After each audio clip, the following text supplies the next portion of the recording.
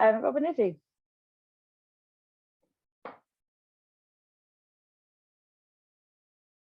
So for starters, I'd like to do a brief introduction of myself. I'm a classic poacher turned gamekeeper in that I used to be a regional journalist. Sorry, my name's Rob Stewart. I used to be a regional journalist, national journalist. Then I landed a job with the Alzheimer's Society in their media team, initially in the regional team, and then in the national team. And my main thing was to support fundraising. So basically, I know what you guys are all about, and I know about the challenges that you face. And I'd like to think that my knowledge of the dark arts of the media, from being a reporter and also for working for the Alzheimer's Society, will be useful here.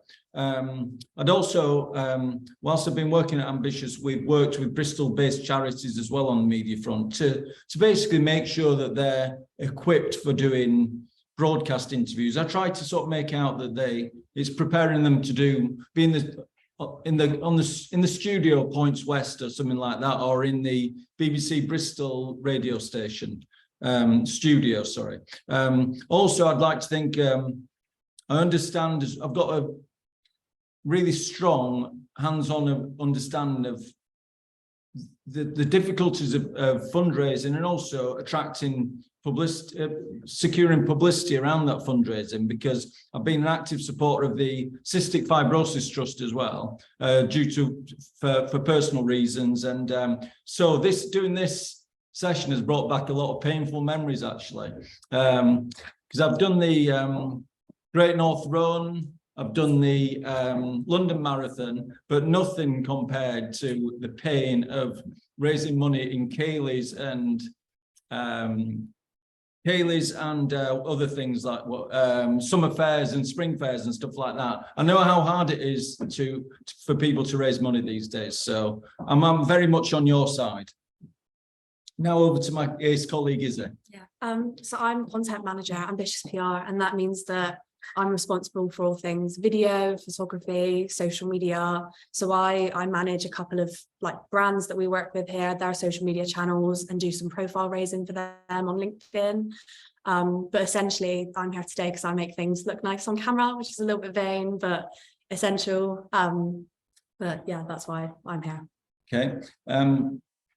Just to sum up, it's been mentioned already at the top of the meeting, but why? I suppose it's good to ask why you're here. And what we're going to try and do is just basically make sure that you've got the skills and the technique and the self-belief to make sure that you've got what it takes to promote your charities in the broadcast media.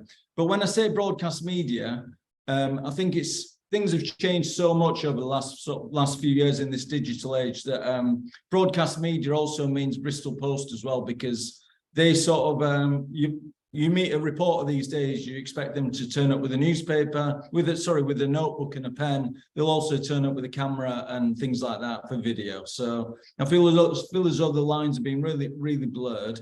But also, I think as well, it's important for people to sort of sharpen their skills as well, because getting stuff in the media, even if it's the Bristol Post, is getting increasingly difficult, because there's so many.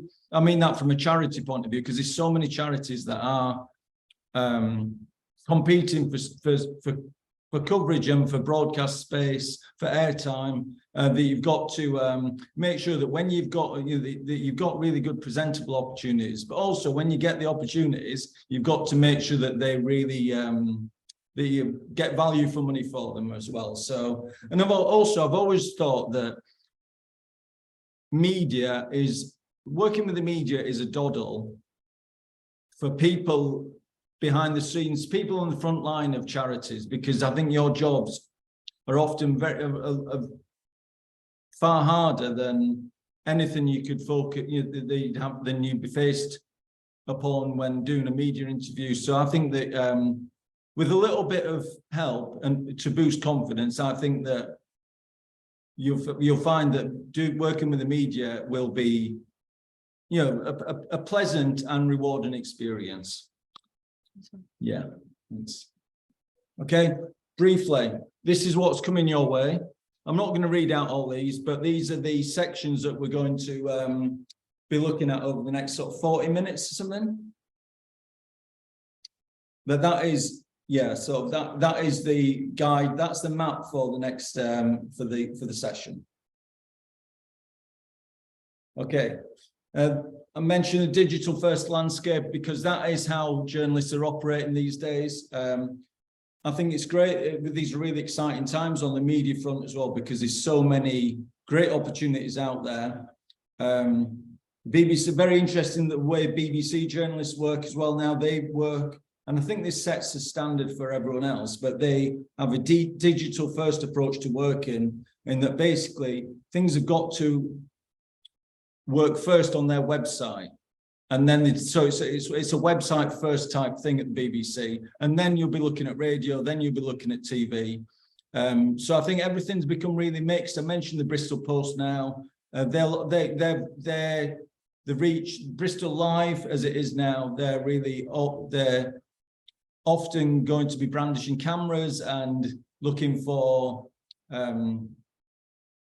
interviews via Zoom and things like that, so they can get a broad range of video content as well as stuff for the paper and for the website. Another good thing, a great thing about the digital age is that charities now have their own, because you've got your own social media outlets and your own websites, you've got a lot of freedom to develop your own content as well, which can be really good. So we'll be looking at that, the importance of podcasts. When I talk about preparing people for broadcast interviews, I mean the sort of podcasts that you'll be doing, stuff for social media and all that sort of stuff. So I think we mentioned transferable skills. That's what this will do. That's what this will offer.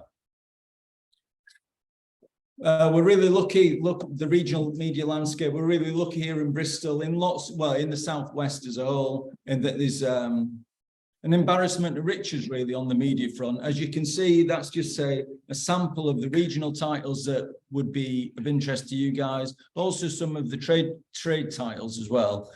And obviously national media, there's always a lot of interest in what's going on in Bristol, because Bristol's a really hotbed of activity at the moment.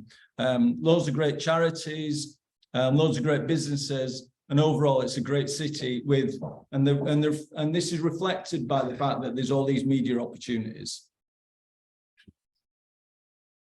Okay, first step, I suppose, when you're dealing with any potential media opportunity is to work as a team for a start, to make sure that everyone's in on it, basically.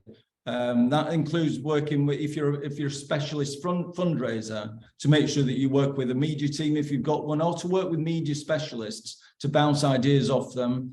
Media specialists are good in that they can act as your gatekeepers, and that they're very good at dealing with journalists as well. Because journalists are very good at what they do, in that they're very often up the pressure on people to come up with case studies and things like that. But a media specialist is someone who will act as a good sort of intermediary and take the pressure out of situations. So, and also a good media specialist is a sort of person who would not be afraid to ask questions that some people might be afraid to ask, such as finding out what questions are coming the way of people. Of case studies. When I talk about identifying a specific purpose, I think this is really, really important, because I think charities have got to make sure that media opportunities work for the charity as well, not for the media organisation. So I think it's really important that you sit down, that if you do get a media interview, or you're planning to get a media interview, that you sit down and think, how is this going to benefit us? Then it's important to come up with a good, a really nice, easy to understand plan of action, which is going to encourage people to support your charity. I think it's important as well that if people are going to take part in interviews as well, that they actually watch or read, they actually watch or listen to the shows that they're going to be on. And I think it's vital as well that the last point here is that you set aside some time to practice as well, because I'm a firm believer that practice makes perfect when you've got broadcast media opportunities as well. So I know everyone's busy, but it's important to work backwards from the date of an interview if you're lucky enough to secure one, and then because I think you've got a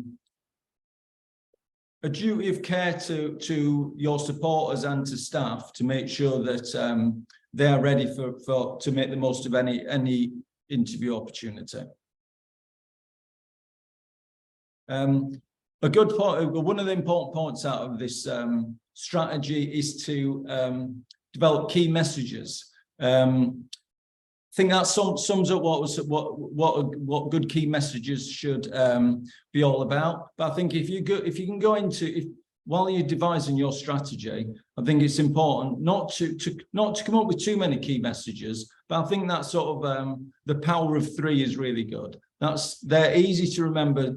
3 easy to remember messages. They're also messages that trip off the tongue as well. You don't want to be because I've worked when I was at the Alzheimer's Society, our key messages were so long and convoluted that you'd lost the will to live by the time you'd sort of got your head around these key messages. So I think it's the shorter and sweeter a key message can be, the better. And also it's got to a good key message. There's got to be something that is easy to repeat. It sounds human. It sounds authentic.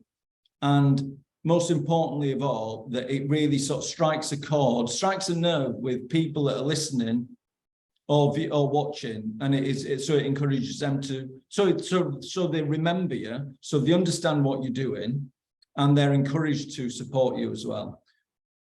We're often within these key messages is a call to action, and that can be something as simple as, make sure that you don't, put your hands in your pockets and support us or something like that. It's important to speak directly to the viewers or the listeners, or actually the readers as well, if you're doing something with that's not broadcast. Lots of here's a summary of some of the things that I think, a bit of insight from me from my experience of both as a reporter and as a media specialist for the Alzheimer's Society and working for the Cystic Fibrosis Trust. I think the most important thing here, and this was said to me, this was something that came up recently in one of our training sessions. And it's the first point, which is why it's highlighted in a different colour.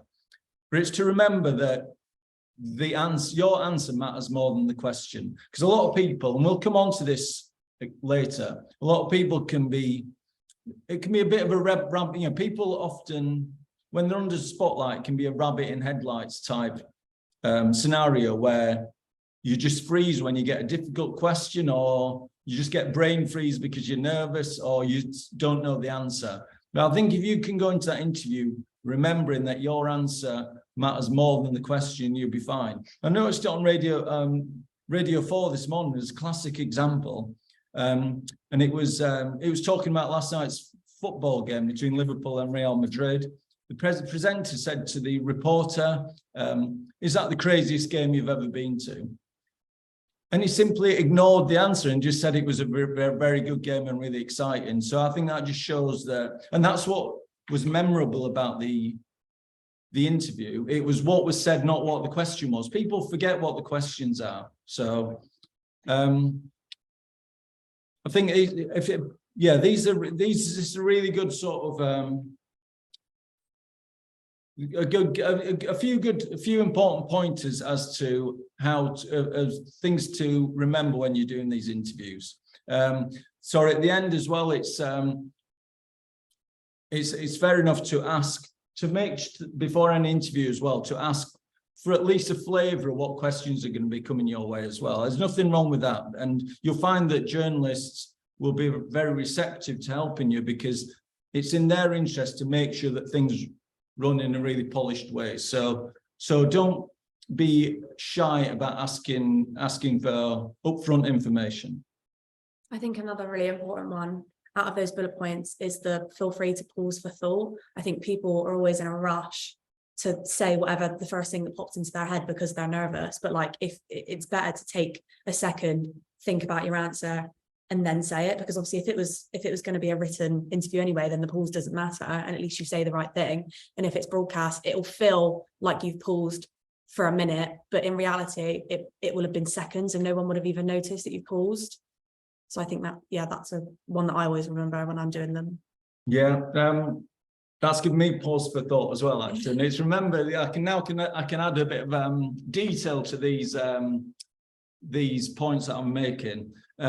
Using real life examples, I think that's really important. If you're going to go into an interview, it's important that you can come up with stories.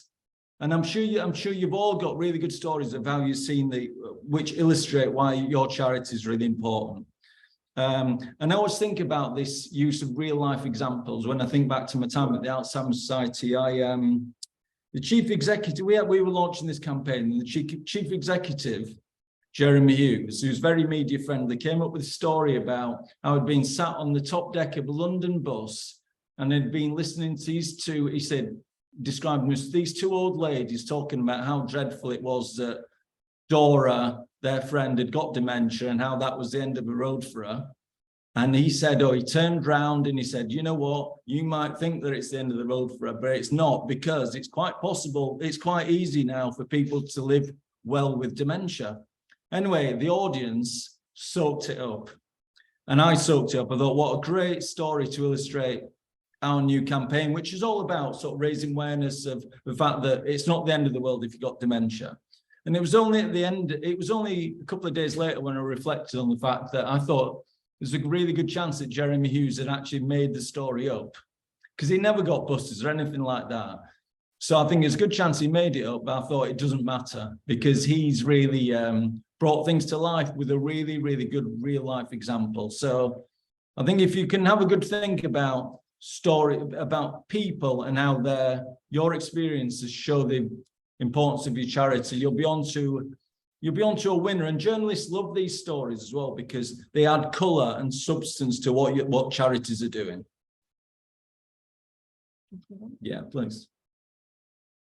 Okay, another important part of another important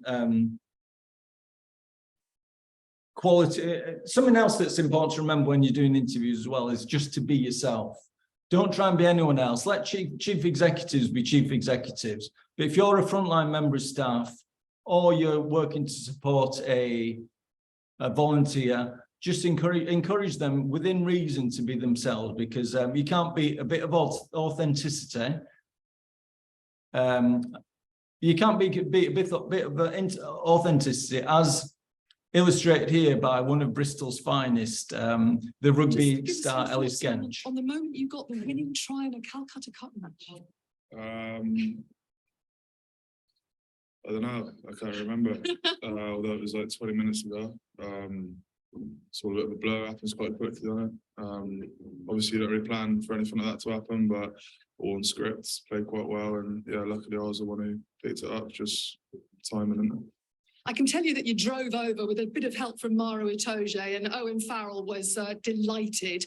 So give us a sense of what it's like in that dressing room right now.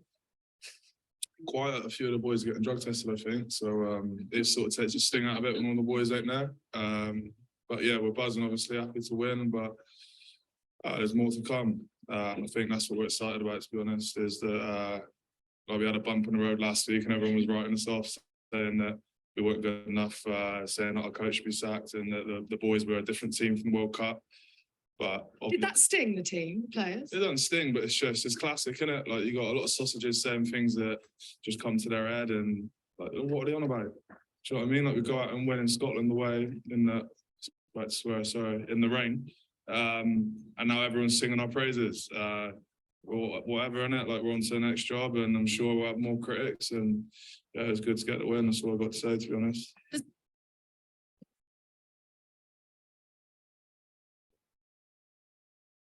I love that interview. I just, like, you'd think after an interview like that, where he's, you know, swigging from a bottle and, you know, he's like, oh, sorry, I was about to swear. You'd think that, oh, like, that wasn't a professional interview. But if you look at his brand, his character, yeah, he's from Bristol. He's loved by all of us. like that was really authentic for him, and breaking the stigma around posh people in rugby and how they're perceived. Like he's just a nice, normal guy, and I think that interview really showed his character. Yeah, honestly, I'm a really big advocate of people just being honest with themselves, just being not being honest with themselves, being themselves in interviews as well, because let the chief executives talk their corporate talk. For frontline staff and for media volunteers and for ambassadors, it's just a matter of providing a little bit of support to give them the confidence to appear on the radio or TV, and also to make sure that they're armed with your key messages as well, actually. So what they do is linked to helping you raise more money for your charity. So anyway, but yeah, I'm big fan of authenticity. And you'll find as well that good journalists as well, they can see through people that aren't being themselves. And so they'll start again, they'll redo things as well if necessary. So anyway, right, okay. So this is a really important one. Arguably the most important aspect of this whole session. It's about this. When I said the bridging technique, this is also the way to get out of really, really difficult situations, help you get out of trouble. It's like when there's a question that you don't want to answer because it's really, really controversial and it could be bad for the charity, or it's for those situations where you actually don't know the answer. And that could be something like, how much does the chief executive of your charity get paid? Say chief executive salaries are in the news or something like that. So that's the sort of situation that you wouldn't want to become embroiled in. So this bridging technique is all about helping your people get out of these tricky situations while still making the most of these media opportunities. So as you can see there, acknowledge the question. And then this crucial thing is the bridge, which is where you signal a change of direction, which is going to take you on to sort of territory that you're more comfortable in, into safer territory. And also the gap that restores control to you as well, actually. So I'll give you a few examples of this. Say you're asked a question about your chief executive salary or something controversial. You can say, yeah, that's a valid question, but the message we need to get across here it is. You'll see these sort of things are used by politicians absolutely all the time. They ask tricky questions and then they don't ignore the question, but they'll take it into a area that they want to talk about. So say you're brought on to talk about a new fundraising campaign and you get asked about NHS problems or something like that. You'll say, that's a really good question, but the reason I'm here today is to talk about our fundraising campaign. Loads and loads of examples of this bridging technique. It can be done really well, and it can be done in a way that you're not making the journalists look stupid as well. You're keeping them on side, but most importantly as well, you're making sure that your charity gets the most out of this, that you're not deflected away from the purpose of being on a radio program or a TV program, and that you are there to champion and publicize your fundraising campaign. So there's lots of examples of how this can work, and we'll share these after the interview as well. So you've got, after this presentation. So you've got really good examples at your fingertips. But honestly, if you anyone that listens to the radio or watches the TV will see these examples of the bridging technique, especially from politicians. But it's the sort of thing that works in Westminster. It can also work for charities. Although I think it's unlikely to happen, because I do feel as though journalists are generally on the side of charities. They regard the charity sector as the good guys, but it's always important to have this bridging technique up your sleeve, especially for those times when you just don't know the answer to a question. It can be anything. It can be something technical about the charity. It could be something technical about a condition or a disease. So this is the bridging technique is a really good way of getting out of things, getting out of trouble. Also, I should have said as well, earlier on when we were talking about the general media landscape, I'm a big advocate for if you do get a media opportunity, I think it's really important to try and do it face to face as well, because then you're working with journalists, you'll find that they're very good at doing the jobs and making sure that they work with you to produce content that is really, really good for their listeners. So if you get the chance, you go to do an interview, say you've never done an interview ever, aim for a pre-recorded interview so you can stop and start all the time, like I used to do when I was had to do interviews for the Alzheimer's Society regional team. I had to stop and start about 5 times, but you get that luxury when you do pre-recorded interviews. The reason I'd advocate as well the live face-to-face interviews, the face-to-face interviews if you can, is because I find that when I was on the telephone, when I did interviews over the phone, I tended to waffle on. Whereas if you face-to-face, you'll find that the presenter, they have those professional skills to make sure that people know when to stop their answers and let them ask another question. So if you're ever invited to, if you ever get the option of going into Radio Bristol or doing it from home, try and get to the studio on White Ladies Road, because it's a far better experience all round. And if you're not going to be doing that and you need to do a virtual interview, that will come on to that later. Yeah. Okay. There's a really good thing on the broadcast front as well, in that they're more and more keen to hear from people who aren't directors of charities and things like that. They're always looking out to hear from people on the front line, and also from case studies as well. The reason I've said case studies, not a word I like to, not a phrase I like to use. We used to call them media volunteers at the Alzheimer's Society. They're now what I'd call multimedia volunteers. And I think the reason I think it's important to remember them as multimedia volunteers, because they're really important. They can be priceless, worth their weight in gold, and they project your story in a really amazing, real way.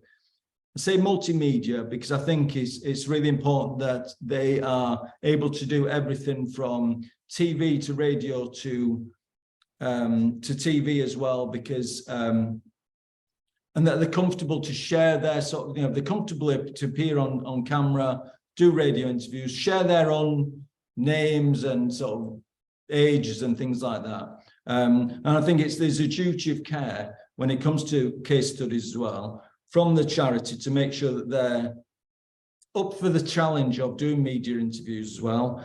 But I think with the right support, right level of support, one-to-one support, they can be, because it's not rocket science doing interviews.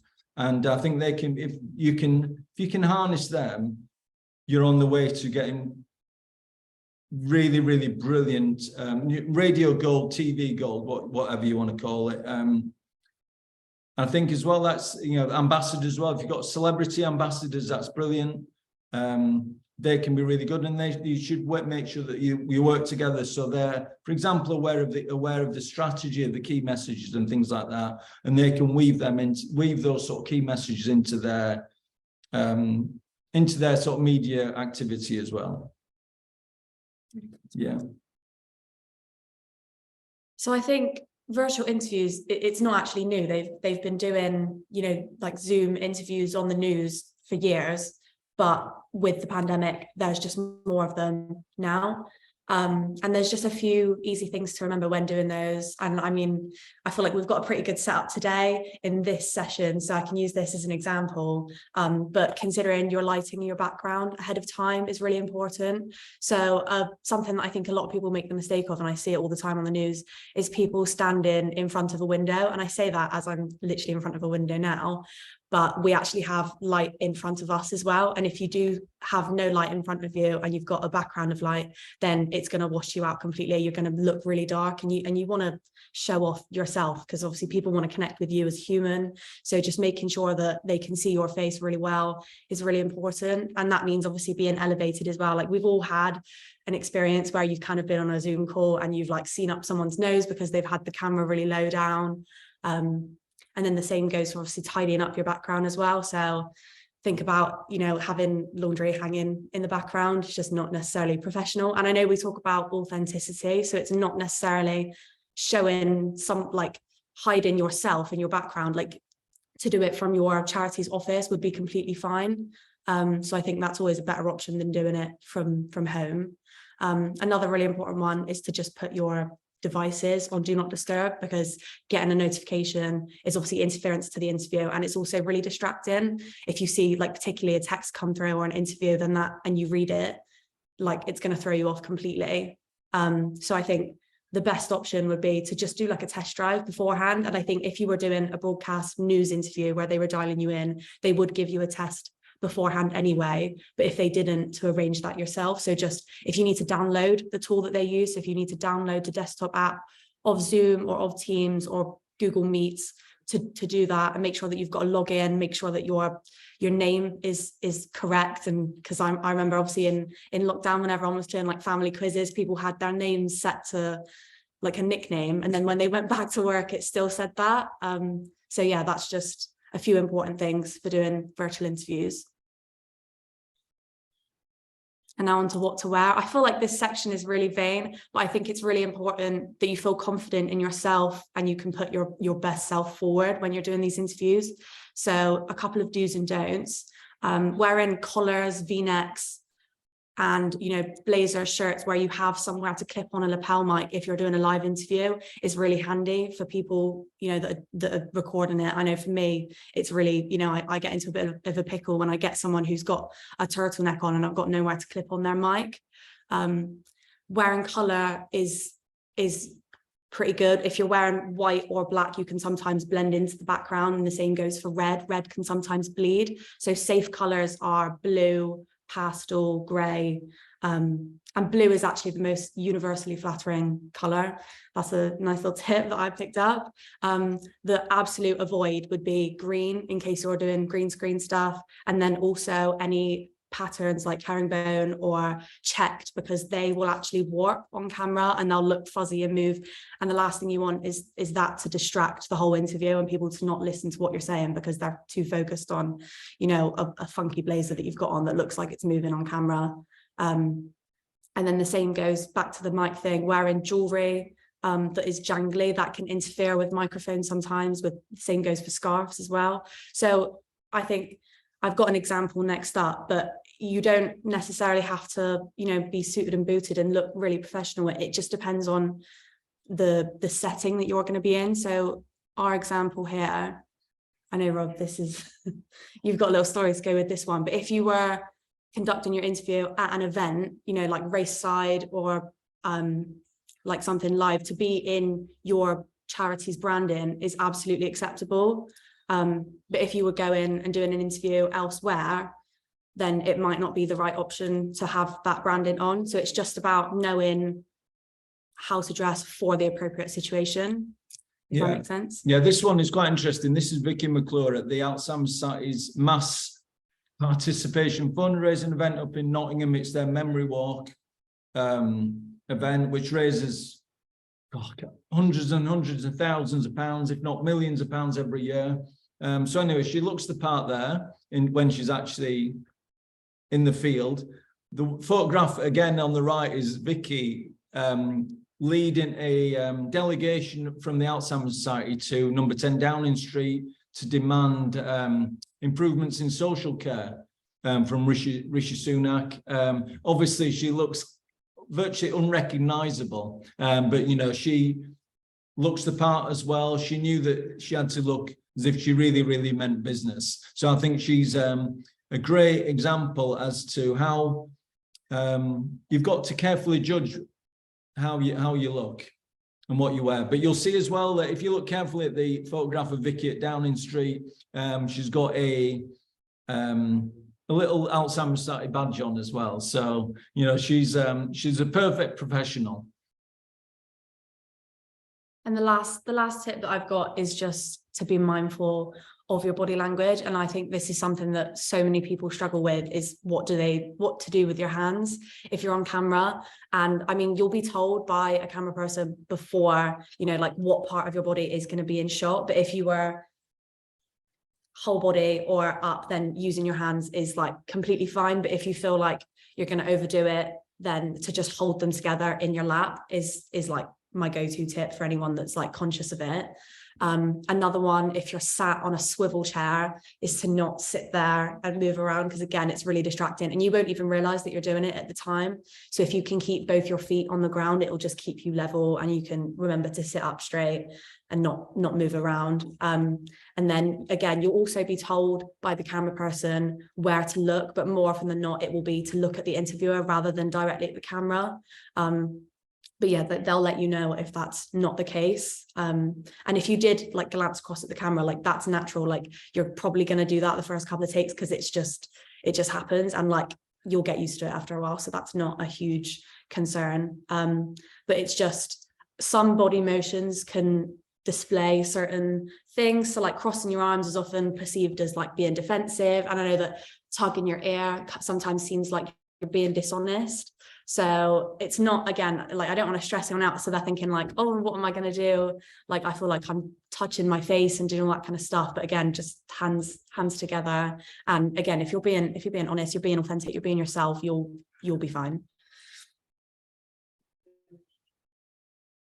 And then we've got one final video, which is always a nice little end to these sessions. And I'm sure all of you have probably seen this 100 times, but this is a perfect example of being prepared ahead of an interview and locking your doors. Scandals happen all the time. The question is, how do democracies respond to those scandals? And what will it mean for the wider region? I think one of your children's just walked in. I mean, shifting sands in the region. Do you think relations with the North may change? I would be surprised if they do. Pardon me. My apologies.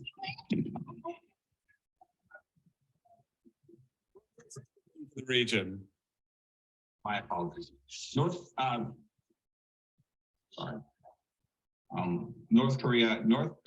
Korea's policy choices on North Korea have been severely limited in the last 6 months. Scandals happen. But I bet after watching that, none of you could even say what he was actually trying to say in that interview, because it was just so distracting. And obviously it's a favorite, we all love it. And if he would have handled that interview slightly different, then it wouldn't have come across like it was funny, like it was memorable. But if he would have embraced that, accidents happen, if he didn't try and push them away, maybe it would have been perceived a little bit better. And again, if he would have just shut his door in the first place, then that could have been avoided. But I'm glad that it wasn't, because it was obviously TV gold. But anyway.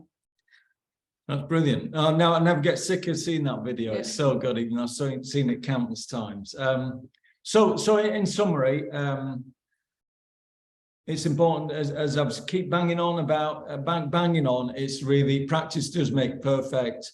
It's important to build in time to make sure that you're ready for any media interview, because quite often I know that in the charity sector, people are busy with lots and lots of other things. You're constantly spinning plates. And before you know it, that media interview can be, it suddenly creeps up on you. So make sure that you build a block out time in your calendars to actually do a bit of sit down preparation. Make sure that you work with your media, with media professionals in your organization if you're big enough, or to seek support from people with similar, peer support as well, just so you know what's coming. The key messages thing is really important. Work on them, hone them, so they sound really good and memorable. Practice the get out of jail free card. Practice with your get out of jail free card. The ABC bridging technique. It's really, really important. When I say mind your language, and what I mean is make sure that you keep things nice and simple. We mentioned earlier as well, it was in the notes, but basically avoid jargon as well. Even something like to say BRI for the local hospital is a no-go. Make sure that you keep things nice and simple. I think it's important to follow the BBC sort of guidelines in terms of language, and that they'd never use words that Joe Public would not be able to understand. So keep things nice and simple. There's a beauty in simplicity. I'm, for example, a big fan of the Financial Times, mainly not because of the sort of economy, news about the economy or shares and stocks and shares, but basically because they tell everything in a really, really simple way. It's a real skill art form, but if it's good enough for them, it's good enough for us. Finally, it's important to remember that the media's got a job to do. They're going to be on your side. One of the things that could pop up if you do get a broadcast interview opportunity is that say you set an interview up for a case study, is that the journalist will ask to have a chat with the case study. And basically what they're trying to do there is establish that the case study, that person, and it could be a member of staff as well, has what it takes to sound good or look good on TV as well. So it's basically a screen test, but they'll be doing it. They're not doing it because they're sort of being snobby or anything like that. They're doing it because they want everyone to come out of it, out of the experience in it feeling good about themselves. They wouldn't want to put anyone in a predicament that they find which is unpleasant or uncomfortable. So expect a screen test, but bear in mind the journalist will be on your side. Okay. Yeah, fine. Yeah, I think we've got one last one. I was there. Okay. I keep banging on about practice making perfect, but it's so important. And here are another few things just to bear in mind. We'll at the end of after this session, we'll share with the organisers some resources that we think will be handy for you in the future as well. Always happy to help in any way. And I think now we're going to keep up, I'm a big fan of the charity sector, so we'll always bend over backwards to help out in any way we can. But now it's over to you guys, and it's your chance to put me under pressure as well. See if I can put my money where my mouth is in terms of answering questions. Same with Izzy as well. Thank you so much, both of you. If anyone has any questions, feel free to raise your hand. You can see that in the reactions, and you can unmute yourself, or you can add anything to the chat function as well if there's anything that you'd like to ask. Something that I think is really important is to remember, definitely to remember not to use acronyms. It's something that I've been really guilty of, and then you realize that not everyone understands what the acronyms mean because there's so many of them. I had a quick question just to start us off, actually, and I was thinking about receiving proactive media attention. Do you have any tips in terms of proactively going out to press, if you have any kind of press releases or stories that you would like to get out there in the media, either local or national? Okay, right, proactive. I think it's got to be a multi-dimensional approach, actually. Obviously, if you've got good contacts, people that you've worked with in the past, go back to them. I think it's important to establish a media list as well, so you don't miss anyone. As we've seen from that Bristol media list that we shared earlier on, there's a lot of media outlets that could be of interest to you. So I think it's important to have a proper media list. I think it's important to personalize all approaches as well. So finding out who the journalists are that working for these media organizations. I think it's important as well that you've got a clear, this is part of the overall strategy, but I think it's important that you've got a nice, simple document which anyone can use, which would be the basis of simple emails to your journalists as well, to spell out what you've got. And I think when you're doing these proactive approaches, I think you've got to I think it's important to try and put yourself in the shoes of the journalists as well, actually, and try and think about what they would need for it to be useful to them. And I think it's important to work with journalists as well, actually. So it's a two-way process. It's teamwork. It's teamwork, and basically you will be able to encourage them to help you create content that is going to be good for all parties as well. Also, in terms of being proactive as well, I think it's important that charities work, and this sounds a bit cliched, but it's so very important, work in a joined up way as well. And what I mean by that, I think the best way to illustrate that is by something that I did, which was quite amateurish when I was at the Alzheimer's Society, in that I, due to my football links, due to my history of being a football reporter, I'd come across some really good football related celebrity type case studies. And anyway, I went off on my own and did a story with the Daily Mail. And what I should have done is, and I thought that was great because I think it was just egotistical of me to think how good I was. But you know what I should have done was held fire and worked with all my colleagues in fundraising and awareness raising and research and marketing to make sure that this case study was used for the benefit of the whole organization rather than being a sort of one-hit wonder.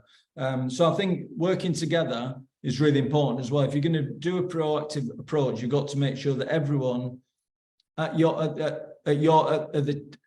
the charity side is in on it as well.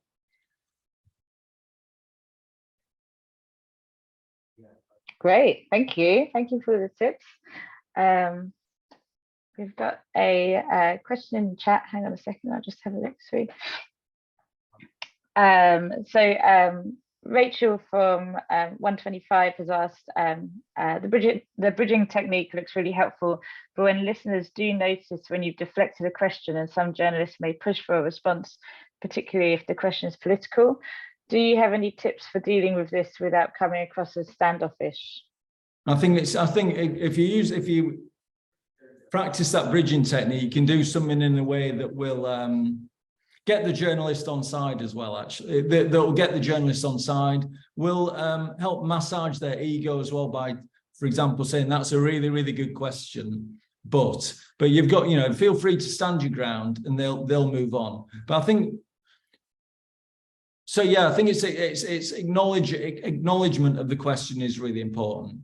And I think you just got to stand your ground, and then they'll move on. So it's a tricky one, but I think that if you practice it, you'll work out ways that you can do it without offending anyone.